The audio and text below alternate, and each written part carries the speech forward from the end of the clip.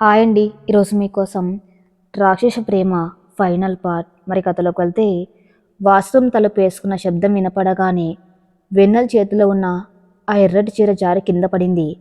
ఆ పట్టు చీర నేల మీద పడి ఉంటే ఎవరో తన ఆత్మను తీసి కింద పడేసినట్టుగా అనిపించింది ఆమెకు. తన కన్నవాళ్ళ ప్రాణాలు వాడి గుప్పెట్లో ఉన్నాయన్న పచ్చి నిజం ఆమె నిలువున దహించేస్తుంది. వాళ్ళ నాన్న ఆ లైవ్ వీడియోలో ఏడుస్తున్న దృశ్యం ఆమె కళ్ళ ముందు పదే పదే మేలుతుంది. నాన్న, మీ ప్రాణాల కోసం నేను బతికుండగానే చనిపోవడానికి సిద్ధపడ్డాను అని మనసులోని కుమిలిపోయింది.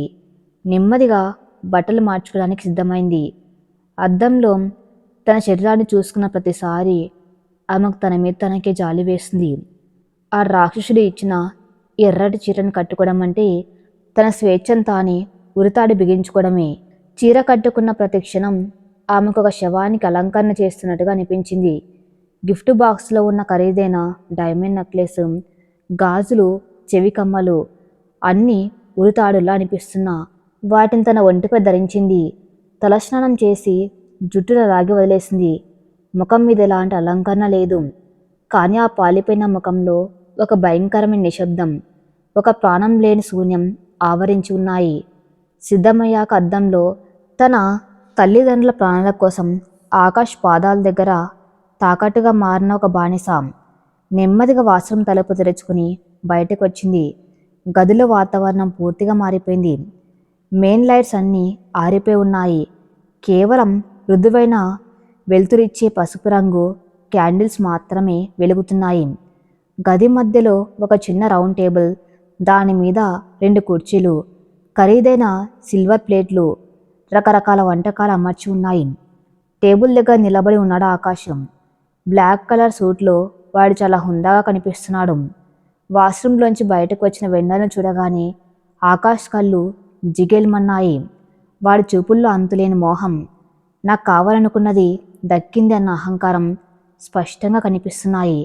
నెమ్మదిగా అడుగులు వేసుకుంటూ ఆమె దగ్గరకు వచ్చాడు. Beautiful, just amazing. వాడి గొంతులో ఆరాధన వినిపించింది.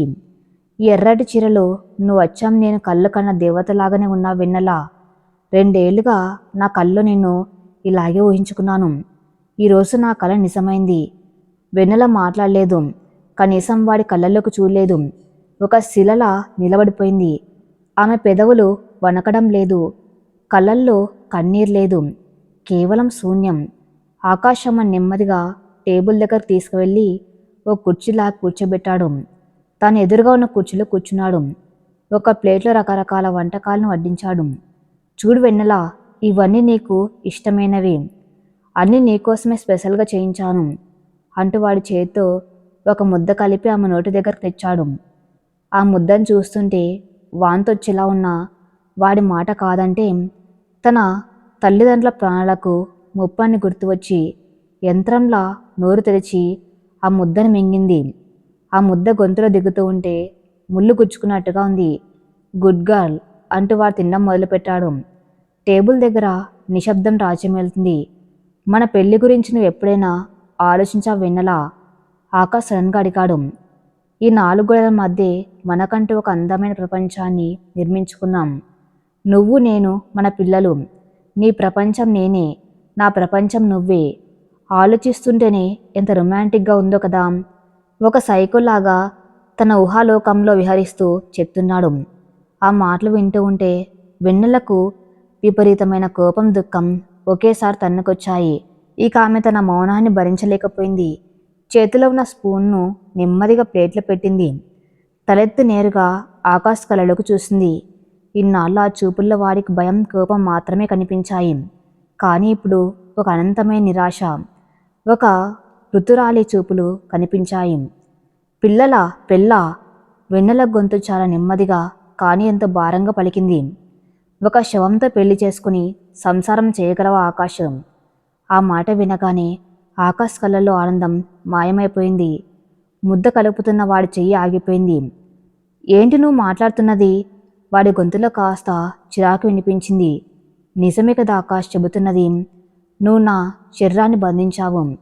మా అమ్మ నాన్నల ప్రాణాలను అడ్డం పెట్టుకుని నా చేత ఈ బట్టలు కట్టించావు. నా చేత ఈ భోజనం తినిపిస్తున్నావు? నీకు భయపడి నేను నువ్వు అడిగినవన్నీ చేస్తాను. కానీ లోపల నా మనసు ఎప్పుడో చచ్చిపోయింది ఆకాశం. నా ప్రాణం మా ఇంట్లోనే ఆగిపోయింది. వెన్నెల గొంతులో ఏడుపు లేదు, కానీ ఆ మాటల్లో ఉన్న వేదన ఆ గది గాలిని సైతం బరువెక్కిస్తుంది. ఆకాశ్ ముఖంలో కోపం కట్టలు తెంచుకుంటుంది. వెన్నెల, మన మధ్య మళ్ళీ ఆ టాపిక్ వద్దు. నేను నిన్ను ప్రాణంగా ప్రేమిస్తున్నాను. నా ప్రేమను నువ్వు అర్థం చేసుకునే రోజు వస్తుంది అని గట్టిగా అన్నాడు. ప్రేమ? దీన్ని ప్రేమ అంటారా ఆకాశం? వెన్నెల పెదవులపై ఒక చేదు నవ్వు వికసించింది. లైబ్రరీలో నవ్వుతూ కనిపించిన వెన్నెల నీకిష్టమన్నావు. వర్షంలో ఆడుకునే వెన్నెల నీకిష్టమన్నావు. ఆ అందమైన వెన్నెలను కిడ్నాప్ చేసి ఇక్కడికి తీసుకొచ్చావు. కానీ ఇప్పుడు నీ ముందు ఉన్నది ఆ వెన్నెల కాదు ఆకాష్. ఇది కేవలం ఒక మాంసపు ముద్ద. నీ పైశాచికత్వానికి బలైపోయిన ఒక బలిపశువు.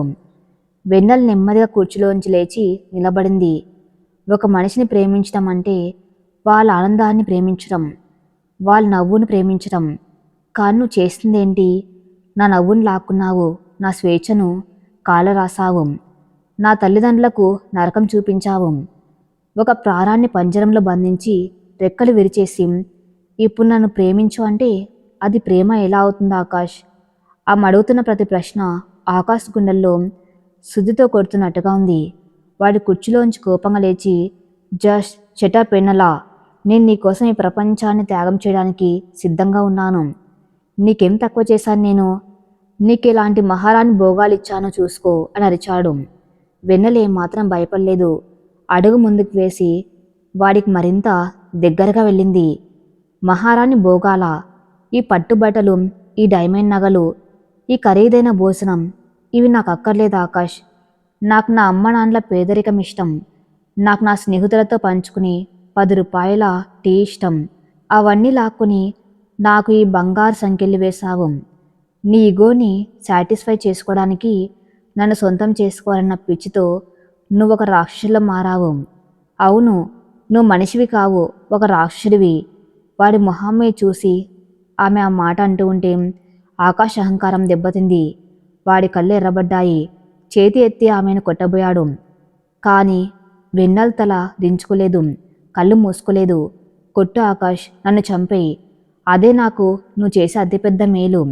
చచ్చిపోయిన శవాన్ని ఎన్నిసార్లు పొడిచినా దానికి నొప్పి తెలియదు ఆకాష్. నా ఆత్మని ఎప్పుడూ చంపేశావు. ఇక మిగిలిన ఈ శరీరాన్ని కూడా నాశనం చేసేయి. కానీ ఒకటి గుర్తుపెట్టుకో, నువ్వెన్ని జన్మలెత్తినా నా ప్రేమను మాత్రం పొందలేవు. నా కళ్ళల్లో నీకు ఎప్పటికీ అసహ్యం మాత్రమే కనిపిస్తుంది అంటే కన్నీళ్లు దారగా కారుతూ ఉండగా ఏమాత్రం వణక్కుండా స్థిరంగా చెప్పింది వెన్నెల. ఆ మాటలు వినగానే గాల్లోకి లేచిన ఆకాష్ చెయ్యి అక్కడ ఆగిపోయింది. వాడి కళ్ళ ముందు ఉన్న వెన్నెలను వాడు తొలిసారిగా పూర్తిగా చూశాడు. ఎప్పుడు భయంతో ప్రాధేయపడుతూ ఏడుస్తూ కనిపించిన వెన్నెల ఇప్పుడు తన్ను తాను ఒక శవంగా ప్రకటించుకుని వాడి కళ్ళల్లోకి నేరుగా చూస్తుంది. ఆమె కళ్ళల్లో నిజంగానే ప్రాణం లేదు. తాను 2 ఏళ్లుగా ఆరాధించిన, ప్రేమించిన ఆ అందమైన అల్లరి లేదు. ఇప్పుడు తన ముందే తన రాక్షసత్వానికి బలైపోయి ప్రాణం లేని బొమ్మలా నిలబడి ఉంది. ఆకాశ గుండెల్లో ఏదో తెలియని భారం మొదలైంది. ఒక ఉన్మాది మనసులో పగిలిన మొదటి పగులు అది. వాడి చేయి నెమ్మదిగా కిందకు పడిపోయింది. నేను నిన్ను ప్రేమిస్తున్నాను వెన్నెల. వాడి గొంతు మొదటిసారిగా వణికింది. అందులో ఆధిపత్యం లేదు, ఒక నిస్సహాయత ఉంది. లేదు ఆకాష్, నువ్వు నన్ను ప్రేమించడం లేదు. నువ్వు కేవలం నిన్ను ప్రేమిస్తున్నావు, నీ కోరికలను ప్రేమిస్తున్నావు. నిజంగా నువ్వు నన్ను ప్రేమిస్తే నా కళ్ళల్లో కన్నీళ్లు చూసి నువ్వు తట్టుకోలేకపోవాలి. నా అమ్మ నాన్న రోదన విని నీ గుండె కరగాలి. కానీ నువ్వు ఆ కన్నీళ్లలో నీ విషయాన్ని చూసుకున్నావు. That is not love Akash, that is disease. Vennela మాటలు ఒక పదునైన కత్తిలా వాడి ఆత్మను కోసేస్తున్నాయి. ఆకాష్కు ఊపిరాడడం కష్టమైంది. అద్దంలో కనిపిస్తున్న తన ప్రతిబింబాన్ని చూసుకున్నాడు. వాడికే వాడొక రాక్షసుల్లా కనిపించాడు. తన చుట్టూ ఉన్న అందమైన గది, ఆ క్యాండిల్ లైట్ డిన్నర్, ఆ ఖరీదైన బట్టలు అన్నీ ఒక వ్యధశాలను తలపిస్తున్నాయి. తను సృష్టించిన ఈ నరకంలో తన దేవత కాలిపోవడం వాడు మొదటిసారిగా గమనించాడు. కానీ నేను నిన్ను వదలను వెన్నెలా. నాకు నువ్వు కావాలి అని మెల్లగా వెనక్కి అడుగులు వేశాడు ఆకాశం. వాడి మెదడు మొద్దుబారిపోతుంది. తనలో తాను యుద్ధం చేసుకున్నాడు. నన్ను వదలొద్దు ఆకాష్, కానీ ప్రతిరోజు ఈ శవం పక్కన బతకడం నేర్చుకో. నేను పిచ్చిదాన్ని అయ్యే వరకు, నా ఆఖరి శ్వాస ఆగిపోయే వరకు నేను ఇలాగే ఈ కన్నీళ్లతో నీ ముందు ఉంటాను. ఈ కన్నీళ్లతోనే నీ ఇల్లు శ్మశానంలా మారుతుంది. ఆ నేల మీద కూలబడి 2 చేతుల్లో ముఖం దాచుకుని కుమిలి కుమిలి ఏడవటం మొదలుపెట్టింది వెన్నెల. ఆమె ఏడుపు ఆ గది అంతా ప్రధ్వనిస్తుంది. ఆ ఏడుపులో అపారమైన బాధ, ఒక ఆడపిల్ల ఆక్రోశం ఉన్నాయి. ఆకాష్ తన 2 చేతులతో చెవులు మూసుకున్నాడు.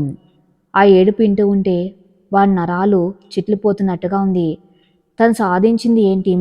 ఒక అమ్మాయి నవ్వును చంపేసి ఆమె జీవితంలో చీకటిని నింపడమా? తన ఆనందం కోసం వాళ్ళ కుటుంబాన్ని కడుపు కోతను మిగల్చడమా? స్టాప్ ఇట్, దయచేసి ఏడవద్దు వెన్నెల, ప్లీజ్ అని ఆకాశ్ అరుస్తూ ఆమె దగ్గరకు వెళ్ళబోయాడు. కానీ వెన్నెల వాణ్ణి ఆపుతూ, నన్ను ముట్టుకోకు, ఒక శవాన్ని తాకి మైలపడకు. నా ప్రాణం మా అమ్మ నాన్నల దగ్గరే ఉండిపోయింది. ఇది కేవలం ఒక మురికి దేహం, నువ్వు అనుభవించడానికి మాత్రమే పనికొచ్చే దేహం అని వాడి కళ్ళలోకి చూసి మళ్ళీ ఏడ్చింది. ఆ క్షణంలో ఆకాశ్లోని ఆ రాక్షసుడు పూర్తిగా కుప్పగొలిపాడు. ఒక మనిషిలో నిజమైన ప్రేమ ఎప్పుడైనా అవతలి వాళ్ళ బాధను చూసేటప్పుడే నిద్రలేస్తుంది. ఇన్నాళ్ళు ఒక భ్రమలో, ఒక ఉన్మాదంలో బతికిన ఆకాష్ మనసుకు ఇప్పుడు జ్ఞానోదయం అవుతుంది. తాను చేసిన పాపం ఎంత పెద్దదో వాడికి అర్థమవుతుంది. టేబుల్ మీద ఉన్న ఫోన్ తీసుకున్నాడు. అందులో వెన్నెల తల్లిదండ్రులు ఏడుస్తున్న వీడియో ఇంకా ప్లే అవుతూనే ఉంది. ఆ వీడియోని చూస్తుంటే వాడి చేతులు వణికాయి. ఒక తండ్రిగా ఆయన పడుతున్న బాధ, ఒక తల్లిగా ఆడు పడుతున్న వేదన వాడి హృదయాన్ని ద్రవింపజేశాయి. నేను ఒక మనిషినా లేక మృగాన్నా అని వాడికి వాడే ప్రశ్నించుకున్నాడు. కళ్ళల్లో నీళ్లు సుళ్ళు తిరుగుతూ ఉండగా ఆ ఫోన్ను నేలకేసి గట్టిగా కొట్టాడు. అది ముక్కలైపోయింది. వెన్నెల ఉలిక్కిపడి తలెత్తి చూసింది. ఆకాశ్ ముఖం అంతా చెమటలు పట్టి ఉన్నాయి. వాడి కళ్ళల్లో ఇప్పుడు కోపం లేదు, అహంకారం లేదు, కేవలం పశ్చాత్తాపం. తన మీద తనకే పుట్టుకొస్తున్న విపరీతమైన అసహ్యం కనిపిస్తున్నాయి. నన్ను క్షమించి వెన్నెల, నేనెంత పెద్ద తప్పు చేశానో నాకిప్పుడు అర్థమైంది. నేను నిన్ను ప్రేమించాను అనుకున్నాను, కానీ నేను నిన్ను చంపేశాను. నీ నవ్వు నా చేతులతో నేను ముక్కలు చేశాను అంటూ వణుకుతున్న గొంతుతో అన్నాడు ఆకాశం. వెన్నెలకు వాడి మాటలు అర్థం కాలేదు. వాడొక కొత్త నాటకం ఆడుతున్నాడా అనిపించింది. ఆకాష్ నెమ్మదిగా కింద కూర్చుని ఆమె కాస్త దూరంగా ఆగాడు. ఆమెను తాకే ధైర్యం వాడికి లేదు. నీ కళ్ళలో నా పట్ల ఉన్న భయాన్ని ఇన్నాళ్ళు నా విషయం అనుకున్నాను వెన్నెల, కానీ నీ కళ్ళల్లో ఆ శూన్యాన్ని చూశాక నాకు నా రాక్షసత్వం కనిపిస్తుంది. నిజంగానే నువ్వు నాతో ఉంటే ఒక ప్రాణం లేని శిలలా మారిపోతావు. నేను ఆ పాపాన్ని మూటగట్టుకోలేను. నిన్నిక నేను హింసించలేను అలా అని చెప్పి నెమ్మదిగా లేచి నిలబడ్డాడు. గదిలో ఒక మూల ఉన్న ఒక స్విచ్ బోర్డ్ దగ్గరికి వెళ్ళి అందులో ఉన్న కొన్ని బటన్స్ నొక్కాడు. వెంటనే గదిలో ఆ ఏసీ వెంట దగ్గర ఉన్న కెమెరా ఎర్రటి లైట్ ఆగిపోయింది. గదిలోని మిగతా నిఘా వ్యవస్థలన్నీ ఆఫ్ అయిపోయాయి. ఈ రాత్రికి నువ్వు ప్రశాంతంగా నిద్రపోవెన్నలా. ఈ కెమెరాలు నిన్ను ఇక చూడవు. నీ నీడ కూడా నీ మీద పడదు. నీకు ఎలాంటి భయం అవసరం లేదు. నేను నీకు దూరంగా వెళ్ళిపోతున్నాను అని తలదించుకొని వాడి కన్నీళ్లను ఎవరికి కనపడకుండా తుడుచుకుంటూ గత్తలుపులు తీసుకుని బయటకు వెళ్ళిపోయాడు. తలుపు వేసిన శబ్దం. ఈసారి ఆ శబ్దంలో వాడి ఆధిపత్యం లేదు, వాడి పశ్చాత్తాపం ఉంది. వెన్నెల అలాగే నేల మీద కూర్చుని ఉండిపోయింది. ఆమెకేం జరుగుతుందో నమ్మశక్యంగా లేదు. ఇన్నాళ్ళు తనని ఒక ఆటబొమ్మలా హింసించిన వాడు సడన్గా ఇలా తన తప్పును తెలుసుకుని వెళ్ళిపోవటం ఒక కళ్ళ అనిపించింది. నిజంగానే వాడు మారాడా? తన ఏడుపు వాడి రాతిగుండను కరిగించిందా? బయట ఆకాశంలో ఉరుములు మెరుపులు మొదలయ్యాయి. భారీ వర్షం కురుస్తుంది. ఆ వర్షంలో బంగ్లా బయట ఉన్న తోటలో ఒంటరిగా నడుస్తున్నాడు ఆకాశం. వాడి సూటంతా తడిసిపోయింది. ఆ వాన నీరు వాడి కన్నీళ్లను కడిగేస్తుంది, కానీ వాడి మనసులో కాలుతున్న అపరాధ భావాన్ని మాత్రం చల్లార్చలేకపోతుంది. ఒక అమ్మాయి జీవితాన్ని, వాళ్ళ కుటుంబ సంతోషాన్ని తన చేతులతో నాశనం చేస్తున్న గిల్టీ వాణ్ణి పిచ్చోని చేస్తుంది. నేను నా వెన్నెలకు నరకం చూపించాను. దానికి పశ్చాత్తాపం జరగాలి. నా ప్రేమ నిజమే అయితే ఆమెను ఆమె ప్రపంచంలోకి, ఆమె అమ్మానాన్నల దగ్గరికి క్షేమంగా పంపించాలి. అదే నేను ఆమెకు చేయగల ఏకైక న్యాయం అని ఆ వర్షంలోనే గట్టిగా నిశ్చయించుకున్నాడు. రాత్రి కురిసిన వర్షానికి ప్రకృతి అంత ప్రశాంతంగా చల్లగా మారిపోయింది. ఆ గదిలో ఉన్న వెన్నెల జీవితంలో కూడా మొదటిసారిగా ఒక ప్రశాంతమైన ఉదయం పలకరించింది. కిటికీలోంచి వస్తున్న లేత సూర్యకిరణాలు ఆ ముఖాన్ని తాగ్గానే నెమ్మదిగా కళ్ళు తెరిచింది. అసంకల్పితంగా ఆమె చూపులు గది పైకప్పు వైపు, ఆ ఏసీ వెంటిలేటర్ దగ్గర ఉన్న కెమెరా వైపు వెళ్ళాయి. నిన్న రాత్రి ఆకాష్ ఆర్పేసిన ఆ ఎర్రటి లైట్ ఇంకా అలాగే ఆగిపోయి ఉంది. గదిలో ఎలాంటి అలికిడి లేదు. ఒకప్పుడు తన్ను భయపెట్టిన ఆ 4 గోడలు ఇప్పుడు కేవలం గోడల్లాగా కనిపిస్తున్నాయి, కానీ పంజరంలా కనిపించడం లేదు. నెమ్మదిగా మంచం మీద నుండి లేచి కూర్చుంది. నిన్న రాత్రి జరిగిన సంఘటనలు ఆ మదిలో మెదలాయి. తన కన్నీళ్లు చూసి, తన ఆవేదన విని ఆకాశ్లో వచ్చిన ఆ ఆకస్మిక మార్పు, వాడి కళ్ళల్లో కనిపించిన ఆ నిజమైన పశ్చాత్తాపం ఆమెకి ఇంకా ఒక కళ్ళలాగానే అనిపిస్తుంది. వాడు నిజంగానే మారిపోయాడా? నన్ను వదిలేస్తాడా అని ఆ మనసులో ఎన్నో ప్రశ్నలు. సరిగ్గా అప్పుడే గత్తలపు నాబు నెమ్మదిగా తిరిగింది. వెన్నెల గుండె కాస్త వేగంగా కొట్టుకుంది. తలుపు తెరుచుకుని ఆకాష్ లోపలికి వచ్చాడు. కానీ వాడు ఎప్పట్లాగా సూట్ బూట్ వేసుకుని ఒక అహంకారంలో రాలేదు. ఒక సామాన్యమైన తెల్లటి చొక్కా, జీన్స్ వేసుకుని ఉన్నాడు. వాడి ముఖంలో నిద్రలేమి స్పష్టంగా కనిపిస్తుంది. కళ్ళు ఉబ్బిపోయి ఉన్నాయి. బహుశా రాత్రంతా పశ్చాత్తాపంతో ఏడ్చి ఉంటాడని ఆమెకు అర్థమైంది. వాడి చూపుల్లో ఇప్పుడు ఎలాంటి ఆధిపత్యం లేదు. కేవలం నీల చూపులు, అపరాధ భావం మాత్రమే ఉన్నాయి. ఆకాష్ నెమ్మదిగా అడుగులు వేసుకుంటూ వచ్చి ఆమెను కొద్ది దూరంలోనే ఆగిపోయాడు. చేతులు పట్టుకుని ఒక ముద్దాయిలా నిలబడ్డాడు. వెన్నెల, రెడీ అవ్వు. వాడి గొంతు చాలా నెమ్మదిగా వణుకుతో పలికింది. నువ్వు ఇక్కడి నుండి వెళ్ళిపోవచ్చు. ఆ మాట వినగానే వెన్నెలకు తన చెవులను తానే నమ్మలేకపోయింది. వెళ్ళిపోవచ్చా అని అమాయకంగా, కాస్త భయంగా అడిగింది. ఆకాశ్ తల పైకెత్తి ఆమె కళ్ళలోకి చూశాడు. ఆ కళ్ళల్లో ఇప్పుడు కల్మషం లేదు. ఒక స్వచ్ఛమైన కన్నీటి పొర ఉంది. అవును వెన్నెల, నేను నీకు చేసిన గాయాలకు మందు లేదు. నా స్వార్థం కోసం ఒక అందమైన నవ్వును ఎలా చంపేశానో నిన్న రాత్రి నాకు కనువిప్పు కలిగింది. ప్రేమంటే ఒకరిని బంధించి నరకం చూపించడం కాదు, వాళ్ళ స్వేచ్ఛలో వాళ్ళ ఆనందాన్ని చూడడం అని నాకు అర్థమైంది. నేను చేసిన పాపానికి ప్రాయచిత్తం చేసుకునే అవకాశం కూడా నాకు లేదు. కానీ నువ్వు క్షేమంగా నీ అమ్మనాన్నల దగ్గరికి పంపించడమే నేను నీకు చేయగల ఏకైక న్యాయం. రా, నేను నిన్ను డ్రాప్ చేస్తాను. ఆ మాటలు చెబుతున్నప్పుడు ఆకాష్ గొంతు పూడుకపోయింది. తన ప్రాణంగా ప్రేమించిన అమ్మాయిని తన చేతులారా దూరం చేసుకుంటానన్న బాధ వాణ్ణి కుదిపేస్తుంది. కానీ ఆ ఆనందం కోసం ఈ బాధను దిగమింగుకున్నాడు. వెన్నెల వాడి వైపే ఆశ్చర్యంగా చూస్తూ ఉండిపోయింది. ఇది పాత ఆకాష్ కాదు. తన అహంకారాన్ని, తన రాక్షసత్వాన్ని పూర్తిగా కాల్చేసుకుని ఒక కొత్త మనిషిగా పుట్టిన ఆకాశం. ఆమె నెమ్మదిగా లేచి వాష్రూమ్కి వెళ్ళి ముఖం కడుక్కొని తను వచ్చినప్పుడు వేసుకున్న పాత బట్టల్ని మళ్ళీ వేసుకుని బయటకు వచ్చింది. ఆ గదిలో ఆకాష్ కొనించిన ఏ ఒక్క ఖరీదైన వస్తువును ఆమె ముట్టుకోలేదు.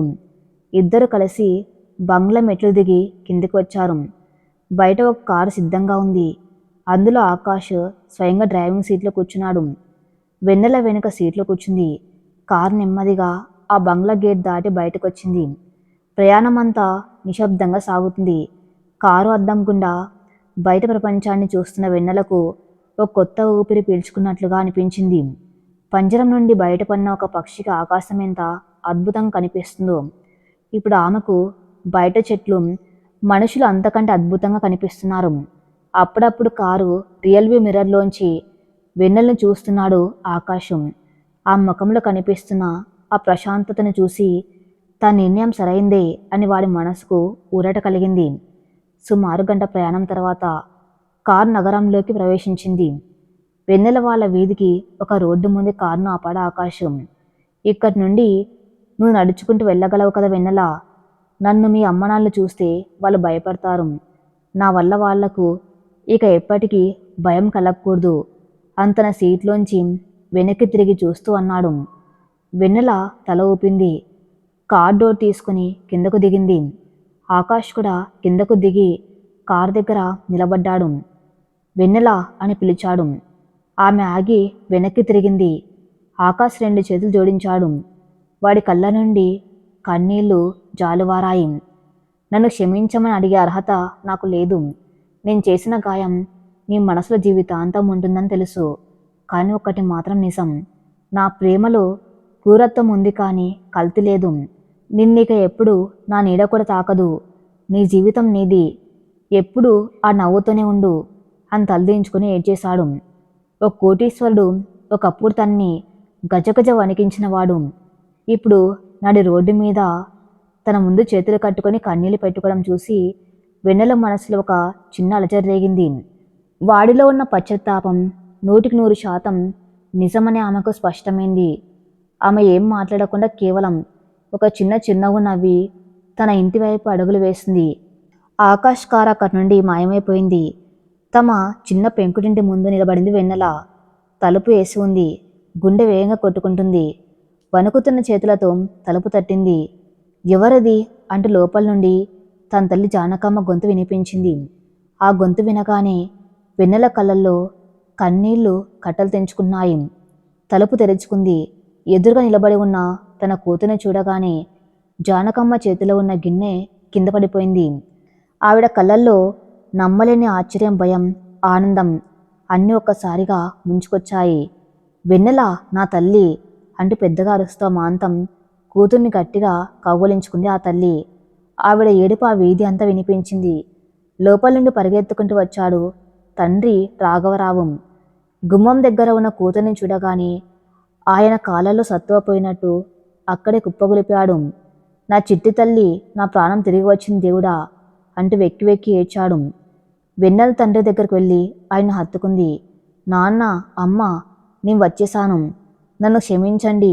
నా వల్ల మీరెంత బాధపడ్డారో నాకు తెలుసు అంటూ ముగ్గురు ఒకరినొకరు పట్టుకుని గంటల తరబడి ఆ కన్నీటి సంద్రంలోనే ఉండిపోయారు. ఒక కుటుంబపు ఆవేదన అంతా ఆ కన్నీళ్లతో కొట్టుకపోయింది. ఇన్నాళ్ళు తన్ని బతికించిన ఏకైక ఆశ ఆ తల్లిదండ్రుల ప్రేమే అని వెన్నెలకు తెలుసు. ఇంట్లోకి వెళ్ళాక వాళ్ళు ఆమెను 100 ప్రశ్నలు అడిగారు. నేను ఎవరు ఎత్తుకెళ్లారు తల్లి? ఎక్కడ ఉంచారు? ఎలా తప్పించుకున్నావు అని రాఘవరావు ఆందోళనగా అడిగాడు. వెన్నెల ఒక క్షణం ఆలోచించింది. ఆకాష్ పేరు చెబితే వాళ్ళు పోలీసుల దగ్గరికి వెళ్తారు. అప్పుడు మళ్ళీ పోలీస్ స్టేషన్లు, కోర్టుల చుట్టూ తిరుగుతూ వాళ్ళ జీవితం మరింత నరకమవుతుంది. పైగా ఆకాష్ తన తప్పు తెలుసుకుని తనంతట తానే వదిలేశాడు. వాడిలోని మార్పును ఆమె కళ్ళారా చూసింది. అందుకే ఈ విషయాన్ని ఇక్కడితో వదిలేయటమే తన కుటుంబానికి మంచిదని ఆమె నిర్ణయించుకుంది. నాకు తెలియదు నాన్న. వాళ్ళు నా కళ్ళకు గంతులు కట్టి ఎక్కడికో తీసుకెళ్లారు. ఒక చీకటి గదిలో ఉంచారు. రాత్రి వాళ్ళు తాగి పడుకున్నప్పుడు కిటికీ అద్దాలు పగలగొట్టి పారిపోయి వచ్చేశాను. వాళ్ళెవరూ కూడా నేను చూడలేదు అని అబద్ధం చెప్పింది.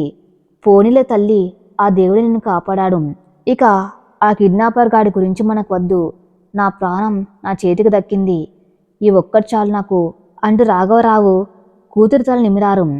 వెన్నెల తిరిగి రావటం ఆ ఇంట్లో పండగ వాతావరణాన్ని తీసుకువచ్చిన రాఘవరావు ముఖంలో మాత్రం ఏదో తెలియని దిగులు కొట్టి తెచ్చినట్టు కనిపిస్తుంది. కూతురు కనిపించకుండా పోయిన ఇన్ని రోజులు ఆమెను వెతకటానికి, పోలీసుల చుట్టూ తిరగటానికి ఆయన తన ప్రావిడెంట్ ఫండ్ డబ్బులతో పాటు బయట వడ్డీ వ్యాపారుల దగ్గర చాలా అప్పులు చేశాడు.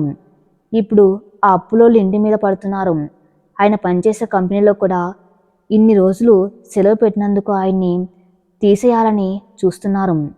ఈ ఆర్థిక సమస్యలు ఆయన్ను లోపల నుండి దహించి వేస్తున్నాయి. ఈ విషయం ఆయన వెన్నెలకు తెలియకుండా దాచాలని ప్రయత్నిస్తున్నాడు. ఒకరోజు ఉదయం రాఘవరావు టెన్షన్గా హాల్లో అటు ఇటు తిరుగుతున్నాడు.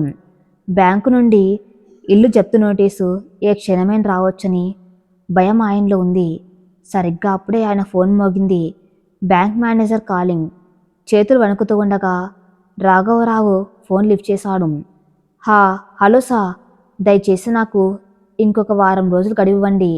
నేను ఎలాగైనా డబ్బు సర్దుబాటు చేస్తాను అని బతిమలాడడం మొదలుపెట్టాడు. వెన్నెల వంటగదిలో ఉండి తండ్రి మాటలు వింటుంది. అవతల వైపు బ్యాంక్ మేనేజర్ నవ్వుతూ, అదేం రాఘవరావు గారు, మీరలా మాట్లాడుతున్నారు? మీ అప్పు మొత్తం నిన్న సాయంత్రమే క్లియర్ అయిపోయింది. ఎవరొక పెద్ద ఆయన మీ పేరు మీద ఉన్న బాకీలన్నీ వడ్డీతో సహా చెల్లించేశారు. పైగా మీ అకౌంట్లో మీ భవిష్యత్తు అవసరాల కోసం కొంత అమౌంట్ డిపాజిట్ కూడా చేశారు. మీ ఇంటి పేపర్స్ రెడీగా ఉన్నాయి, వచ్చి తీసుకెళ్ళొచ్చు అని చెప్పాడు. రాఘవరావుకి తన చెవులను తానే నమ్మలేకపోయాడు. క్లియర్ అయిపోయిందా? ఎవరు సా డబ్బులు కట్టింది? వాళ్ళ పేరేంటి అని ఆశ్చర్యంతో అడిగాడు. అది మాకు తెలియదండి. ఒక ప్రైవేట్ ట్రస్ట్ నుండి చెక్ వచ్చింది. వాళ్ళ వివరాలు బయట పెట్టొద్దని స్ట్రిక్ట్గా చెప్పారు. మీరేదో పుణ్యం చేసి ఉంటారు, అందుకే ఇలాంటి దేవుడు మీకు సహాయం చేశాడు. సంతోషంగా ఉండండి అని మేనేజర్ ఫోన్ పెట్టేశాడు. సరిగ్గా అదే సమయానికి ఆయన ఫోన్కి ఒక మెసేజ్ వచ్చింది. ఆయన పనిచేసే కంపెనీ ఎండి నుండి. రామారావు గారు, మీరు ఇకపై ఎలాంటి భయం లేకుండా రేపటి నుండి ఆఫీస్కి రావచ్చు. మీ ఉద్యోగానికి ఎలాంటి డోకా లేదు. పైగా మీకు ప్రమోషన్ కూడా ఇవ్వాలని మేనేజ్మెంట్ నిర్ణయించింది. కంగ్రాట్స్. ఈ 2 వార్తలు వినగానే రాఘవరావు ఆనందంతో కన్నీళ్లు పెట్టుకుంటూ పరిగెత్తుకెళ్ళి తన భార్యకి విషయం చెప్పాడు. దేవుడు మనల్ని కరుణించాడు జానకి. మన కష్టాలనే తీరిపోయాయి. ఎవరో పుణ్యాత్ముడు మన అప్పులన్నీ తీర్చేశాడు. నా ఉద్యోగం కూడా సేఫ్.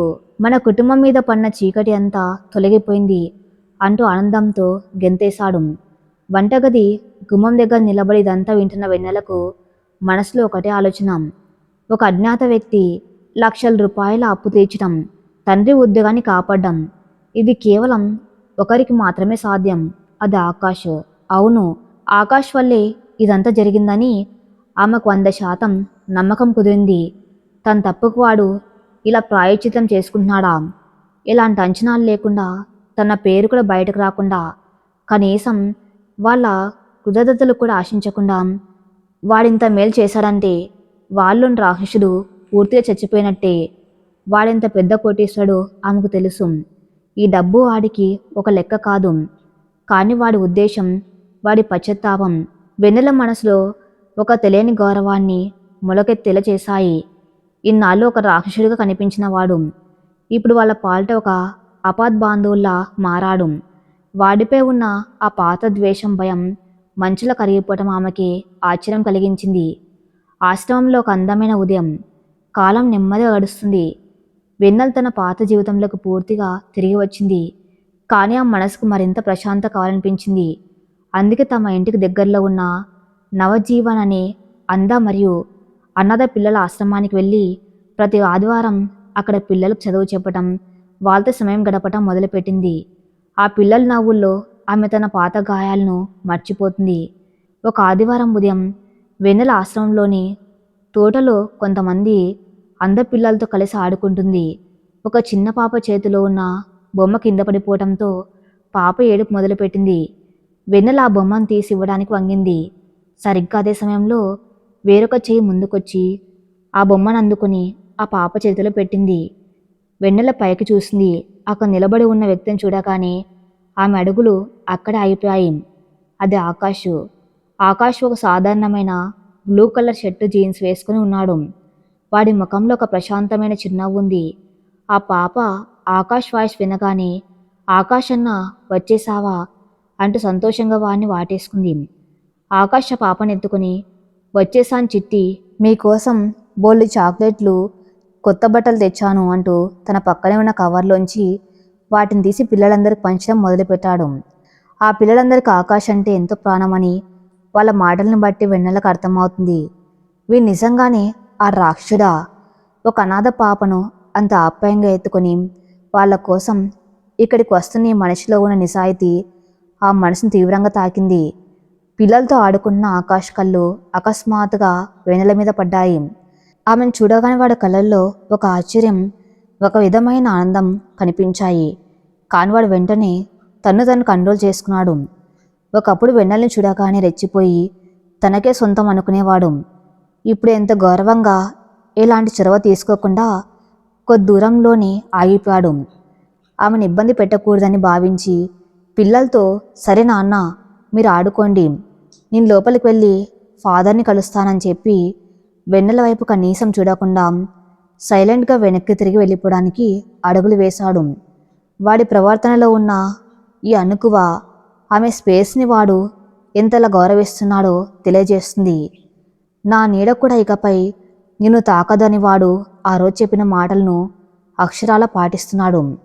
ఈసారి వెన్నెల వాణ్ణి ఆపాలనుకుంది. ఇన్నాళ్ళుగా వాడిని చూస్తే పారిపోయిన ఆమె ఇప్పుడు తనంతట తానుగా వాడితో మాట్లాడాలని నిర్ణయించుకుంది. ఆకాష్. వెన్నెల గొంతు మృదువుగా పలికింది. ఆమె తన పేరు పిలవగానే ఆకాష్ అడుగులు అక్కడే ఆగిపోయాయి. వాడి గుండె వేగం పెరిగింది. బహుశా తాను ఇక్కడికి రావటం ఆమెకు నచ్చలేదేమో అని భయపడుతూ నెమ్మదిగా వెనక్కి తిరిగాడు. వెన్నెల వాడి దగ్గరకు నడిచింది. ఇద్దరి మధ్య కేవలం కొద్ది అడుగుల దూరం. ఇద్దరి కళ్ళల్లో గతం తాలూకు జ్ఞాపకాలు, ఇప్పుడున్న కొత్త వాతావరణం అన్నీ కలగలిపి ఒక మౌనరాగాన్ని తలపిస్తున్నాయి. బాగున్న వెన్నెల ఆకాష్ గొంతులో ఎంతో జాగ్రత్త, ఆమె ఏమైపోతుందన్న ఆందోళన ఉన్నాయి. బాగున్నాను ఆకాష్, వెన్నెల నెమ్మదిగా అంది. నువ్వు ప్రతి వారం ఇక్కడికి వస్తావా? అవును, నా మనసుకి ప్రశాంత కావాలనిపించినప్పుడు ఇక్కడికే వస్తాను. ఈ పిల్లల మధ్య ఉంటే నాలోని తప్పులన్నీ కడిగేసుకున్నట్లు అనిపిస్తుంది. వాళ్ళ కళ్ళల్లో వెలుగును చూడడమే ఇప్పుడు నా లక్ష్యం. నేను నీకు ఇక్కడ ఎదురవుతానని అనుకోలేదు. నీకు నా వల్ల ఇబ్బందిగా ఉంటే నేను ఈ ఆశ్రమానికి రావటం మానేస్తాను. I promise. మళ్ళీ నీ కంట పన్ను అంటూ తలదించుకొని మళ్ళీ వెనక్కి తిరగబోయాడు ఆకాశం. ఆగో ఆకాష్. వెన్నెల మాటలకు వాడు మళ్ళీ ఆగాడు. మా నాన్నకు సహాయం చేసింది నువ్వే కదా.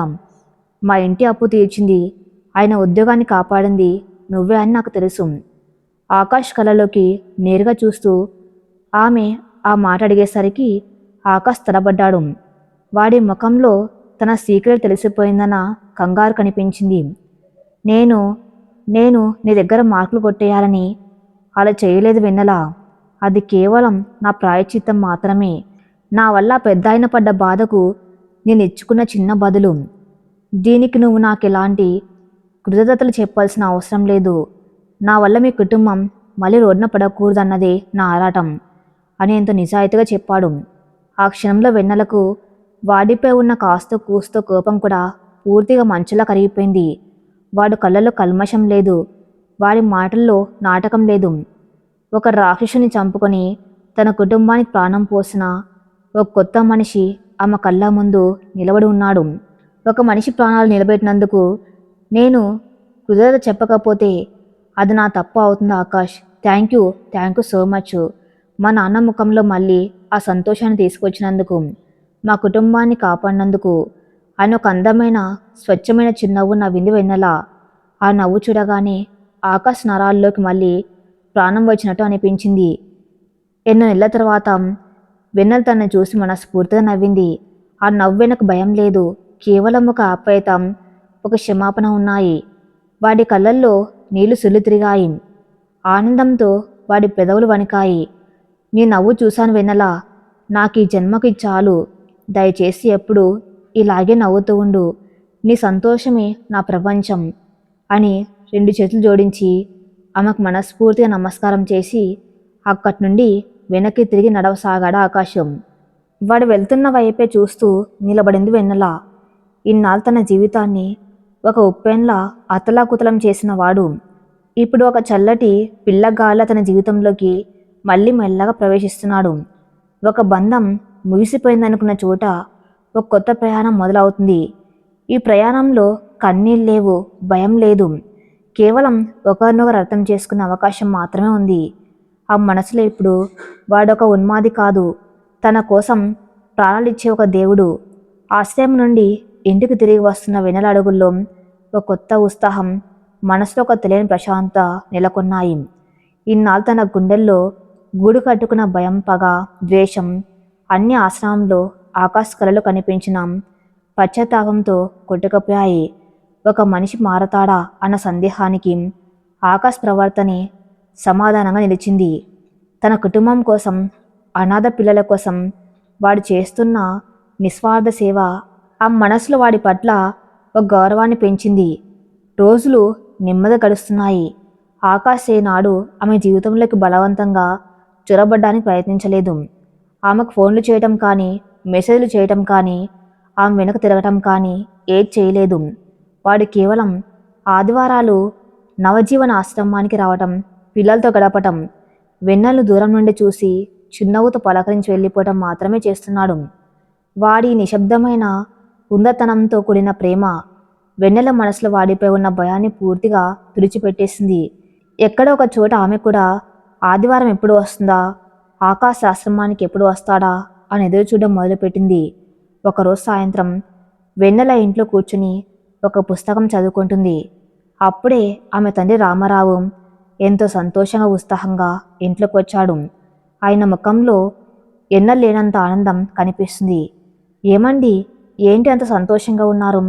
ఆఫీస్లో ప్రమోషన్ ఏమైనా వచ్చిందా అని నవ్వుతూ అడిగింది జానకమ్మ. రాఘవరావు సోఫాలో కూర్చుని వెన్నెల వైపు చూశాడు. ప్రమోషన్ కాదు జానకి, అంతకంటే పెద్ద అదృష్టం మన తలుపు తట్టింది అంటూ వెన్నెలను దగ్గరికి పిలిచాడు. ఏంటి నాన్న అని అడిగింది వెన్నెల.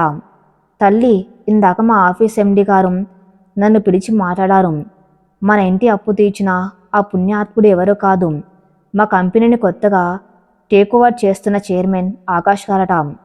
ఆయన ఇదంతా ఎవరికి చెప్పొద్దన్నారట. కానీ ఎండి గారు ఆయన గొప్పతనం నాకు తెలియాలని చెప్పారు. అంతేకాదు తల్లి, ఆ ఆకాష్ గారు నిన్ను పెళ్లి చేసుకోవాలని అనుకుంటున్నారట. ఈ విషయం ఎండి గారితో చెప్పి మన అభిప్రాయం అడిగి రమ్మన్నారు. ఆయన లాంటి గొప్ప కుటుంబం, అంత మంచి కుర్రాడు నిన్ను అడగటం మన అదృష్టం. కానీ నీ ఇష్టం లేకుండా మేము ఏది చెయ్యమో, నువ్వే చెబితే అదే ఫైనల్. నీ నిర్ణయం ఏంటి తల్లి అని అడిగాడు రామారావు ఎంతో ప్రేమగా. ఆ ప్రశ్న వినగానే వెన్నెల గుండె ఒక్కసారిగా లయ తప్పింది. ఆకాష్ తన్ను పెళ్లి చేసుకోవాలనుకోవటం కొత్త కాదు.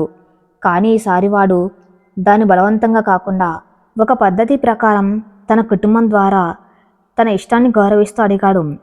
ఒక మగవాడిగా వాడు తన స్థాయిని, తన పరిపక్వతను నిరూపించుకున్నాడు. గదిలో కొన్ని క్షణాల పాటు నిశ్శబ్దం అలుముకుంది. రాఘవరావు కూతురి ముఖంలోని భావాలను చదవటానికి ప్రయత్నిస్తున్నాడు. నాన్న, వెన్నెల గొంతు మెల్లగా పలికింది. ఆయన మన కుటుంబానికి చేసిన మేలు నేను ఎప్పటికీ మర్చిపోలేను. ఆయన ఒక దేవుళ్ళ వచ్చి మన కష్టాలు తీర్చారు. కానీ జీవితాంతం తోడుగా ఉండే బంధం కదా నాన్న. నేను ఒకసారి ఆయనతో మాట్లాడాలి. నాకంటూ కొన్ని భయాలు, కొన్ని ప్రశ్నలు ఉన్నాయి. అవన్నీ ఆయనతో ఒకసారి ఒంటరిగా మాట్లాడి క్లియర్ చేసుకోవాలి. ఆ తర్వాత నేను నా నిర్ణయం చెప్పగలను అనేంత స్పష్టంగా, పరిపక్వతతో బదులిచ్చింది. రాఘవరావు చిన్నగా నవ్వి, అంతేనా అమ్మ, నేను రేపు ఉదయం ఎండి గారితో మాట్లాడి మీరిద్దరు మాట్లాడుకోవడానికి ఒక ఏర్పాటు చేస్తాను అని చెప్పాడు. నగర శివర్లలో సముద్ర తీరానికి ఆనుకొని ఉన్న ఒక అందమైన ప్రశాంతమైన రీసార్ట్లోని ఓపెన్ కేఫ్. చల్లటి సముద్రపు గాలి వేస్తుంది. ఆ కేఫ్ మొత్తం ఆకాష్ ముందే బుక్ చేయించాడు. వాళ్ళిద్దరికి ఎలాంటి డిస్టర్బెన్స్ ఉండకూడదని. ఒక టేబుల్ దగ్గర ఒంటరిగా కూర్చుని ఉన్నాడు ఆకాశం. వాడి ముఖంలో ఎప్పుడు ఉండే ఆ కాన్ఫిడెన్స్ ఈరోజు లేదు. ఒక సాధారణ కుర్రాడు తన ప్రేమను వ్యక్తపరచడానికి వచ్చినప్పుడు ఎంత టెన్షన్ పడతాడు. 1000 కోట్ల సామ్రాజ్యానికి అధిపతి అయిన ఆకాష్ ఇప్పుడు అంతకంటే ఎక్కువగా వణికిపోతున్నాడు. వెన్నెల ఏమంటుందో, తన పాత తప్పులను తలుచుకొని మళ్ళీ తన్ని అసహించుకుంటుందేమో అన్న ఆలోచనలు వాణ్ణి ఉక్కిరి బిక్కిరి చేస్తున్నాయి. సరిగ్గా అప్పుడే ఒక లేత నీలం రంగు చుడిదార్లో గాలికి ఎగురుతున్న కుర్లతో నడుచుకుంటూ వస్తుంది వెన్నెల. ఆమెను చూడగానే ఆకాష్ గుండె ఆగిపోయినంత పనైంది. కుర్చీలోంచి పైకి లేచాడు. వెన్నెల వచ్చి వాడి ఎదురుగా ఉన్న కుర్చీలో కూర్చుంది. కూర్చో ఆకాష్. ఆ మాటలు సముద్రపు గాలి కంటే చల్లగా ఉన్నాయి. ఆకాష్ నెమ్మదిగా కూర్చున్నాడు. ఇద్దరి మధ్య కొన్ని క్షణాల పాటు కేవలం సముద్రపు అలల శబ్దం మాత్రం వినిపించింది. నేను నిన్ను ఇబ్బంది పెట్టి ఉంటే క్షమించి వెన్నెల. మీ నాన్నగారి ద్వారా ఆ ప్రపోజల్ పంపటం నా స్వార్థమే అనుకో. నువ్వు నన్ను క్షమించావన్న చిన్న ఆశ నాలు చిగురించింది. కానీ నీకు ఇష్టం లేకపోయినా నీ మనసులో నా పట్ల ఇంకా భయం ఉన్నా దయచేసి మొహమాటం లేకుండా చెప్పేయి. నేను వెంటనే ఈ సంబంధం వద్దని మీ నాన్నగారికి చెప్పేస్తాను. నీకు ఎలాంటి ఇబ్బంది రానివ్వను. ఆకాష్ గొంతులో అపరాధ భావం, ఆమెను కోల్పోతున్న భయం స్పష్టంగా తెలుస్తున్నాయి. వెన్నెల వాడి కళ్ళలోకి నేరుగా చూసింది. నాకు నీ మీద కోపం లేదు ఆకాష్. కానీ ఒక ప్రశ్న అడగాలి. గతం మళ్ళీ తిరిగి రాదని గ్యారంటీ ఏంటి? రేపు మన పెళ్లి జరిగాక మళ్ళీ నీ గుప్పట్లో ఒక బానిసలా మారిపోనని నమ్మకం ఏంటి? నీ అహంకారం మళ్ళీ నిద్రలేచి నా స్వేచ్ఛను లాక్కోదని నాకెలా తెలుస్తుంది? వెన్నెల సూటిగా అడిగింది. ఆ మాటలకు ఆకాశ్ కళ్ళల్లో నీళ్లు తిరిగాయి. తలదించుకున్నాడు. నీకు ఆ అనుమానం రావటం చాలా న్యాయం వెన్నెల. కానీ నన్ను నమ్ము. నన్ను ఆసుపత్రిలో ఆ స్థితిలో చూసిన క్షణం ఆ రాక్షసుడు శాశ్వతంగా చచ్చిపోయాడు. ప్రేమంటూ ఒకరిని బంధించడం కాదు, వాళ్ళ ఆనందంతో మన ప్రాణాన్ని చూసుకోవటం అని నువ్వే నాకు నేర్పావు. ఈ కొత్త ఆకాష్ నీకు భర్తగా కాకుండా నీ అడుగుజాడల్లో నడిచే ఒక తోడుగా మాత్రమే ఉంటాడు. నీ కంటి నుండి ఒక్క కన్నీటి చుక్క వచ్చినా అది నా గుండెను కోసేసినట్టే. నీకు స్వేచ్ఛని ఇస్తాను వెన్నెలా. నిన్ను వదిలిపెట్టి వెళ్ళిపోయేంత స్వేచ్ఛనిస్తాను. కానీ నేను మాత్రం నా ప్రాణం ఉన్నంత వరకు నేను ప్రేమిస్తూనే ఉంటాను.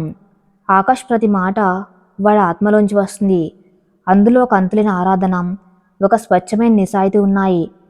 వెన్నెల మనస్సులోని చివరి సందేహం కూడా ఆ మాటలతో గాలి కొట్టుకుపోయింది. ఇన్నాళ్ళు తన పడ్డ మానసిక శోభకు ఇప్పుడు తన కళ్ళ ముందు కన్నీళ్లు పెట్టుకుని నిలబడ్డాం ఈ మనిషికి ఎలాంటి సంబంధం లేదని ఆమెకు పూర్తిగా అర్థమైంది. ఒక రాక్షసుని దేవుడిగా మార్చగలిగిన శక్తి తన ప్రేమకు ఉందని ఆమె గ్రహించింది. నెమ్మదిగా తన చేయి చాచి టేబుల్ మీద ఉన్న ఆకాష్ చేతిని పట్టుకుంది వెన్నెల. ఆకాష్ లిక్కిపడి తలెత్తి చూశాడు. ఒకప్పుడు తన చేయి తగిలితే అసహించుకునే వెన్నెల ఇప్పుడు తనంతట తానుగా తన చేతిని పట్టుకోవడం వాడికి ఒక కళ్ళ అనిపించింది. ఆ పాత ఆకాష్ నాకు వద్దు, కానీ అనాథ పిల్లల కళ్ళల్లో వెలుగు చూసే ఆకాశం, నా కుటుంబం కోసం కన్నీళ్ళు తుడిచిన ఆకాశం నాకు కావాలి. నా జీవితాంతం ఆ ఆకాష్ నాకు తోడుగా కావాలి. వెన్నెల పెదవులపై ఒక అందమైన చిరునవ్వు వికసించింది. ఆమె కళ్ళల్లో ఇప్పుడు భయం లేదు, అనురాగం, ప్రేమ, నమ్మకం మాత్రమే ఉన్నాయి. ఆ మాట వినగానే ఆకాష్కి గాల్లో తేలిపోతున్నట్టు అనిపించింది. ఆనందంతో వాడి కళ్ళ నుండి కన్నీళ్లు దారగా కురిశాయి. తన రెండు చేతులతో వెన్నెల చేతిని గట్టిగా పట్టుకుని దానికి ఒక చిన్న ముద్దు పెట్టాడు. Vennela, I love you so much. నా ఈ జన్మ నీకే అంకితం. నిన్ను మహారాణిలా చూసుకుంటాను అని చిన్నపిల్లాల్లా ఆమె చేతిని పట్టుకుని ఏడ్చేశాడు ఆకాశం. వెన్నెల మృదువుగా నవ్వి తన మరో చేత్తో వాడి కన్నీళ్లను తుడిచింది. ఆ క్షణం సముద్ర పలలు కూడా వాళ్ళ ప్రేమను ఆశీర్వదిస్తున్నట్టుగా శబ్దం చేస్తూ తీరాన్ని తాకాయి. వెన్నెల అంగీకారంతో రెండు కుటుంబాల ఆనందానికి అవధుల్లేవు. వారం రోజుల తర్వాత నిశ్చితార్థం. పక్షం రోజుల్లో పెళ్లి అని ముహూర్తాలు ఖరారు చేశారు. నిశ్చితార్థం రోజు హాల్ మధ్యలో అద్భుతమైన పూల పందిరి వేశారు. తెలుపు, గులాబీ రంగు పూలతో అలంకరించిన ఆ వేదికపై ఆకాష్, వెన్నెల ఒకరి పక్కన ఒకరు కూర్చున్నారు. ఆకాష్ వెన్నెల వేలికి ఒక ప్లాటినం రింగు తొడిగాడు. ఆ ఉంగరం మీద చిన్న వజ్రాలతో అల్లిన ఒక స్వేచ్ఛగా ఎగురుతున్న పక్షి ఆకారం ఉంది. నువ్వు నా పంజరంలో చిలకవి కావు, అనంత ఆకాశంలో స్వేచ్ఛగా ఎగిరే పక్షివి అన్న సందేహం ఆ ఉంగరంలో స్పష్టంగా కనిపిస్తుంది. అదే వేదికపై ఆకాష్ తన కాబోయే భార్యకు ఒక అద్భుతమైన బహుమతినిచ్చాడు. వెన్నెల వెలుగు ఫౌండేషన్ పేరుతో అనాథ పిల్లలకు ఉచిత విద్య, ఆశ్రయం కల్పించే ఒక ప్రాజెక్టుకు సంబంధించిన పత్రాలను ఆమె చేతికిచ్చి దానికి శాశ్వత చైర్పర్సన్గా ఆమెను ప్రకటించాడు. ఆ బహుమతి చూసి వెన్నెల కళ్ళలో ఆనంద బాష్పాలు రాలాయి. తన కళ్ళకు ఆకాష్లా ప్రాణం పోస్తారని ఆమె కల్లో కూడా ఊహించలేదు. ఆ తర్వాత పెళ్లి పనులు ముమ్మరంగా సాగాయి. సంగీత్ మెహందీ వేడుకల్లో ఆకాష్ వెన్నెల పక్కనే ఉండి ఒక సామాన్యమైన అల్లుల్లా సందడి చేశాడు. పెళ్లి రోజు రాని వచ్చింది. మంగళ వాయిద్యాలు, సన్నాయి మేళాల మధ్య పెళ్లి మండపం సర్వంగా సుందరంగా ముస్తాబైంది. పట్టు పంచెల పెళ్లికొడుగ్గా ఆకాశం మండపంలో కూర్చుని ఉన్నాడు. ఒక అందమైన కంచిపట్టు చీరలో నిలువెత్తు బంగారు ఆభరణాలతో తలదించుకొని సిగ్గులొలుకుతూ మండపానికి వస్తున్న వెన్నెలను చూడగానే ఆకాష్కు లోకం మొత్తం ఆగిపోయినట్టు అనిపించింది. వేద మంత్రాల సాక్షిగా, అగ్నిహోత్రం సాక్షిగా ఆకాష్ వెన్నెల మెల్ల 3 ముళ్ళు వేశాడు. జీలకర్ర బెల్లం పెడుతున్నప్పుడు ఇద్దరి చూపులు కలుసుకున్నాయి. ఇక జీవితాంతం నీ కంట్లో కన్నీరు రానివ్వను అని ఆకాష్ కళ్ళు మూగబాస్ చేస్తుంటే నా ప్రాణం ఉన్నంత వరకు నీకు తోడుగా ఉంటాను అని వెన్నెల కళ్ళు బదిలిచ్చాయి. అప్పగింతల సమయం. వెన్నెల తన తల్లిని పట్టుకుని వెక్కి వెక్కి ఏడ్చింది. రామారావు గారు కన్నీరు నాపుకుంటూ కూతుర్ని ఆకాష్ చేతిలో పెట్టారు. బాబా ఆకాష్, నా కూతురు నా ప్రాణం. ఇకపై దాన్ని నీ చేతుల్లో పెడుతున్నాను. ఏ రోజు దాన్ని కంటతడి పెట్టించుకు బాబు అని 2 చేతులు జోడించాడా తండ్రి. ఆకాష్ వెంటనే ఆయన చేతులు పట్టుకుని, అలా అడక్కని నాన్న, వెన్నెల నా ప్రాణం, ఆమె నా గుండెల్లో పెట్టుకొని చూసుకుంటాను. ఇది ఒక అల్లుడుగా కాదు, మీ ఇంటి కొడుగ్గా ఇస్తున్న మాట అని చెప్పాడు. ఆ మాటలకు ఆ దంపతుల గుండె నిండిపోయింది. ఆకాష్ బంగ్లా దగ్గరకు కారు చేరుకుంది. గతంలో ఆ బంగ్లాను చూస్తే వెన్నెలకు నరకం గుర్తొచ్చేది. కానీ ఇప్పుడు ఆ బంగ్లా మొత్తం విద్యుత్ దీపాలతో దేదీప్యమానంగా వెలిగిపోతుంది. ఇల్లంతా పుల సువాసనలతో నిండి ఉంది. పని వాళ్ళంతా ఎంతో సంతోషంగా ఎదురొచ్చి తమ కొత్త యజమానురాలికి స్వాగతం పలికారు. గుమ్మం దగ్గర పెట్టిన బియ్యం కలశాన్ని వెన్నెల తన కుడికాలుతో నెట్టి ఎంతో సంతోషంగా నవ్వుతూ ఇంట్లో కుడికాలు పెట్టింది. ఆ క్షణంలో ఆకాశ్ ఆమెను చూసి మురిసిపోయాడు. ఒకప్పుడు ఈ ఇంట్లోకి ఒక ఖైదీలా ప్రవేశించిన ఆమె ఇప్పుడు ఈ సామ్రాజ్యానికి మహారాణిలా అడుగుపెట్టింది. రాత్రయింది. శోభనం గది అలంకరించి ఉంది. వెన్నెలను గదిలోకి తీసుకెళ్లారు. ఆ గది గతంలో ఆమెను బంధించిన గదే. కానీ ఇప్పుడు అందులో ఆ భయంకరమైన వాతావరణం లేదు. ఇనుప చువ్వలు తీసేశారు. కిటికీలు తెరిచి ఉన్నాయి. ఆ ఎర్రటి కెమెరా కన్ను ఎప్పుడు మాయమైపోయింది. గది నిండా ఆమెకిష్టమైన పుస్తకాలు, కొన్ని ఇండోర్ ప్లాంట్స్, అందమైన పెయింటింగ్స్తో ఆ గదిని ఒక స్వర్గంలో మార్చేశాడు ఆకాశం. కాసేపటికి ఆకాష్ గదిలోకి వచ్చాడు. చేతిలో ఒక పాల గ్లాస్ ఉంది. వెన్నెల మంచం మీద కూర్చుని ఉత్కంఠంగా చూస్తుంది. ఆకాష్ నెమ్మదిగా ఆమె పక్కన కూర్చున్నాడు. ఆ పాల గ్లాసును పక్కన పెట్టి తన జోబులోంచి ఒక పెద్ద తాళాల గుత్తి తీసి ఆమె చేతిలో పెట్టాడు. ఇదేంటి ఆకాష్? వెన్నెల ఆశ్చర్యంగా అడిగింది. ఈ ఇంటికి, నా వ్యాపారాలకు, నా జీవితానికి సంబంధించిన అన్ని తాళాలు ఇవే వెన్నెల. ఇప్పటి నుండి సామ్రాజ్యానికి నువ్వే అధిపతివి. ఇక్కడ ఏది దాచబడదు, ఏది బంధించబడదు. ఈ ఇల్లు నీ పంజరం కాదు, నీ స్వేచ్ఛ ప్రపంచం అనెంతో మృదువుగా చెప్పాడు. ఆ మాటలకు వెన్నెల మనసు ఆనందంతో నిండిపోయింది. వాడిని గట్టిగా కౌగిలించుకుంది. ఆకాష్ కూడా ఆమెను తన గుండెలకు హత్తుకున్నాడు. ఆ రాత్రి వారిద్దరి మధ్య ఉన్న అన్ని అడ్డుగోడలు బద్దలయ్యాయి.